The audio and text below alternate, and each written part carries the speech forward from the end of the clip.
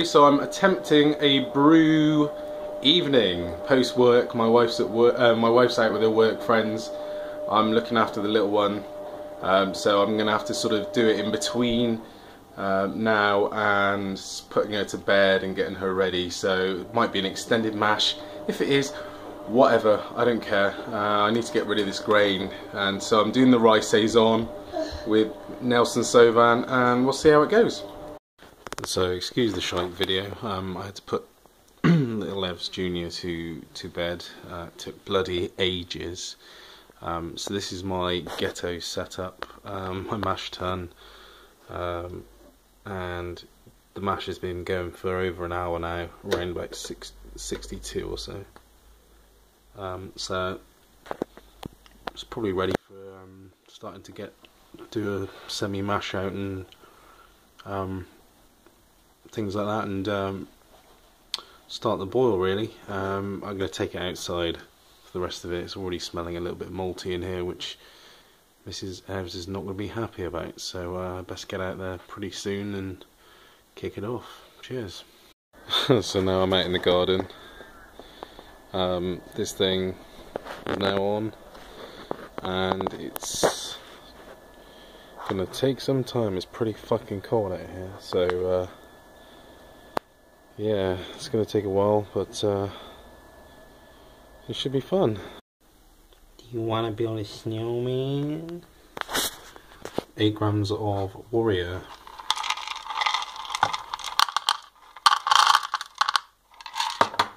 That's 9 grams, that'll fucking do. 60 minutes on. Yeah, this is a bit later than I thought it was going to be. I was hoping our little one was going to go to sleep a bit earlier, but we'll see how this one goes. I'm just going to crank that one up. I've already added the first hop drop, 8 grams of Warrior. That was a 60-minute edition, but I did it as a first wort hop thing. So we're not going to get anything till late now. It's going to be Nelson, and then it's going to be just thrown into a cube and left outside overnight. So yeah, we'll see how it goes. Not holding out much hope for it, but we'll see. So it was Pilsner malt and rye. That was it. So I think there was quite a lot of rye. It was 3.5 kilos of Pilsner malt, Bohemian Pilsner malt, and a kilo of pale rye malt. So we'll see. Hopefully the mash held at a reasonable temp. I think it sort of only got down a couple of degrees, so from 64 to 62 or something, so it was in the lower end, which is what I wanted, because Saisons, you don't really want them to be too flabby or anything. So we'll see what happens. I'm not sure I'm going to get any more footage outside, because it was pretty, I mean, my camera's crap anyway, and there's hardly any light out there, but I'll do a little piece to camera or something and let you know how it went, something like that. God knows, I'm just doing this on the fly as usual. Look, Mummy, a boil. Shit camera. Can't see a fucking thing. So yeah, flame out's finished. Basically my boil kettle thingy was being a bit of a dick. Hard to get it to maintain a rolling boil, so it sort of cut in and cut out. Fortunately I wasn't too fussed about it, because I wasn't shooting for high IBUs or anything. I also changed my flame out edition, so that I'm not going to dry hop this one. I just added, so I added the 8 grams of Warrior at 60, and then at 10, 5 grams of Nelson Sauvin, and then 30 grams at Flame Out. So that's it, that's all I'm going to add. I added some Irish moss at about 15 minutes to go, and yeah, I'm just letting it do a nice little hop stand for sort of 20 minutes, half an hour, and then I'll run it off into the no chill container, squeeze the air out, and leave it to cool overnight, and pitch it at some point tomorrow probably, and do a bit of a clean up and go to bed.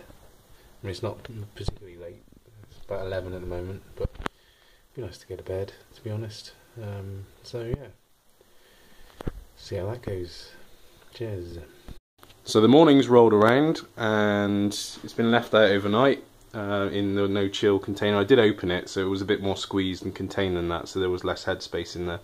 But it's now at it's 17, so 62 Fahrenheit, so it's probably ready for some pitching of yeast. So I will piddle around and go and get the yeast and go and get the carboy or whatever you want to call it, and we'll go from there. I think it's Mangrove Jack's M27 Belgian ale yeast, so I'll go and do that. So the yeast has now been pitched. I finished with 20 litres, which is exactly what I was aiming for, so I was pretty pleased with that, and my gravity was higher than I was expecting, probably due to my crap hydrometer last time. So instead of 10:45, I actually finished at 10:50, which I was bang on happy with. It wasn't clear, but I don't really care. I was doing a lot of shifting around from the no chill container, and I just pour everything in because I think it's all going to settle again. So it wasn't clear, but I don't care right now, and I don't care if it's clear when it finishes. It's just as long as it tastes good and there's no real major defects. I'm a bit concerned about possibility of DMS because of the boil not being particularly strong. I did do a 60-minute boil. I think that my boiler was being a bit crap because there was a bit of scorching at the bottom of the boiler. So I think next time what I'm going to do is I'm going to run it off and then just give it a clean, make sure there's no crap in the bottom, and then add it back to the boiler and then see what happens next time. So yeah, that's a lesson possibly to be learned for next time. If not, then it's probably a dodgy boiler, in which case, well, I've had it since Christmas, so I might still complain to whoever it was we got them from and see what we can do. But yeah, hopefully I've made beer. As far as I know, I've made beer, so it's pitched, it's going to do its thing. I'm going to let it free ride.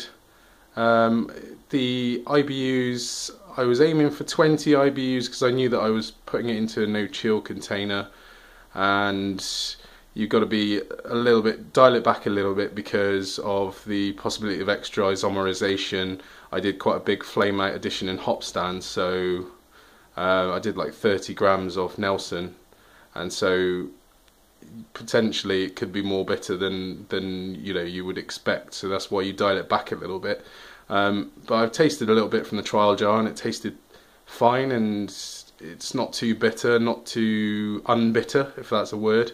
So just going to let that do its thing and maybe move it to a slightly warmer place if it doesn't sort of free rise enough over the next couple of days. We've got quite a warm room or two in the house, so if I need to, I'll move it out to get some of those esters and phenols.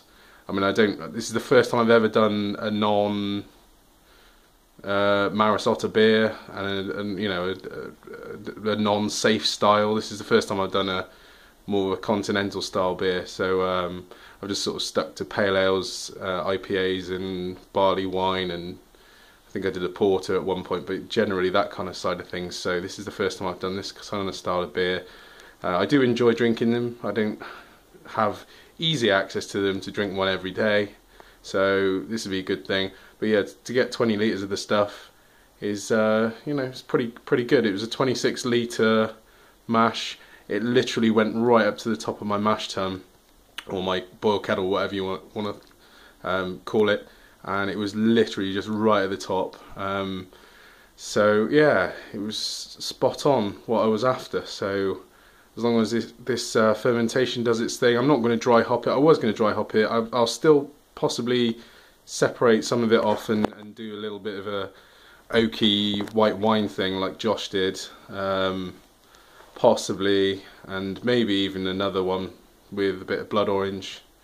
Just add a little blood orange peel to it, just because I got some left in the freezer and I've got to get rid of it before I get out. So yeah, that was quite good. And then I've just got the remaining grain, which I'm going to hopefully on the weekend get a chance just to do the no boil thingamajiggy, and raw ale, no boil ale, whatever you want to call it, and yeah, give that a go. See how I get on with it.